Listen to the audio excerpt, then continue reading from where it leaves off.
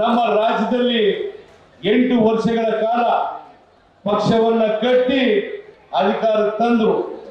ಆದರೆ ನಮ್ಮ ದುರಾದೃಷ್ಟ ಏನಂದ್ರೆ ಕೊಟ್ಟಿಗೆರೆಯವ್ರಿಗೆ ಆಗಿದ್ಯೋ ಇಲ್ವೋ ಆ ನೋವು ನಮ್ಮ ಪಾವಗಡ ನಮ್ಮ ಜಿಲ್ಲೆಗೆ ತುಂಬಲಾರದ ನಷ್ಟ.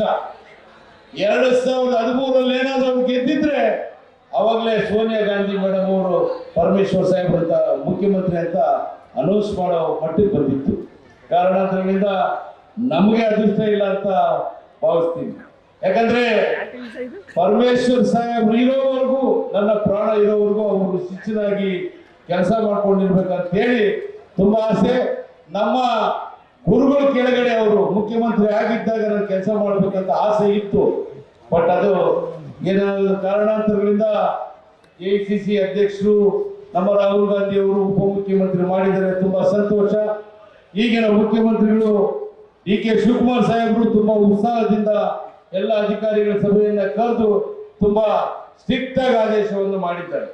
ಈ ರಾಜ್ಯದಲ್ಲಿ ಮತ್ತೊಮ್ಮೆ ಏನು 5 ಗ್ಯಾರಂಟಿಗಳನ್ನ ಇವತ್ತೆಲ್ಲ ಪಡ್ಕೊಂಡು ನಮ್ಮ ರಾಜ್ಯದ ಜನತೆ, ಬಡ ಜನತೆ, ಕಡುಬಡವರು ಏನು ಸುಖವಾಗಿದ್ದಾರೋ ಇವತ್ತು 5 ಗ್ಯಾರಂಟಿಗಳ ಸಮಿತಿಯ ಅಧ್ಯಕ್ಷತೆಯನ್ನ ಪರಮೇಶ್ವರ್ ಸಾಹೇಬ್ ವಹಿಸಿಕೊಂಡು ರಾಜ್ಯದ ಯಾರ್ಯಾರಿಗೆ ಸಮಸ್ಯೆಗಳು, ಬಡವರಿಗೆ ಏನು ಸಮಸ್ಯೆ, ಬಸ್ಗಳಲ್ಲಿ ಓಡಾಡೋರು ಹೆಣ್ಣು ಮಕ್ಕಳಿಗೆ ಫ್ರೀ ಮಾಡಬೇಕು ಎಲ್ಲ ಯೋಚನೆ ಮಾಡಿ ಅವರು ಅಧ್ಯಕ್ಷರಾಗಿ ಏನೇನು ಆಶ್ವಾಸನೆಯನ್ನ ಕೊಟ್ಟಿದ್ರು 23 ಚುನಾವಣೆಗೆ ಎಲ್ಲ ಹಂತ ಹಂತವಾಗಿ ಈಡೇರಿಸಿಕೊಂಡು ಬಂದಿದ್ದಾರೆ.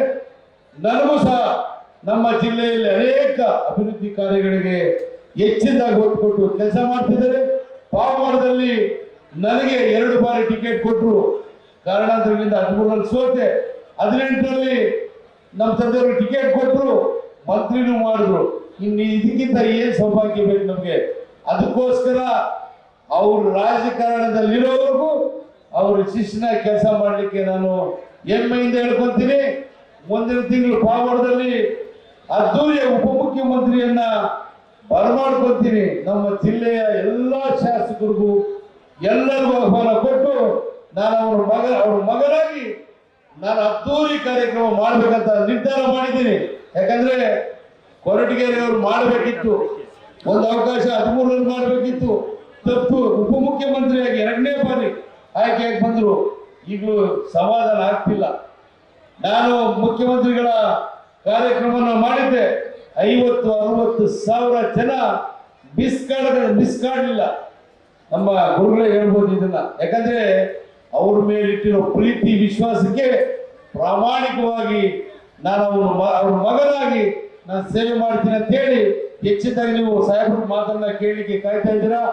ಹಾಗಾಗಿ ನನ್ನ 1-2 ಮಾತಾಡಲಿಕ್ಕೆ ಅವಕಾಶ ಮಾಡಿಕೊಟ್ಟಂತ ಕೊರಟಗೆರೆ ಜನತೆಗೂ ನಮ್ಮ ಗುರುಗಳಾದಂಥ ಪರಮೇಶ್ವರ್ ಸಾಹೇಬ್ ಒಂದ್ಸಿ 2 ಮಾತು. ನಮಸ್ಕಾರ.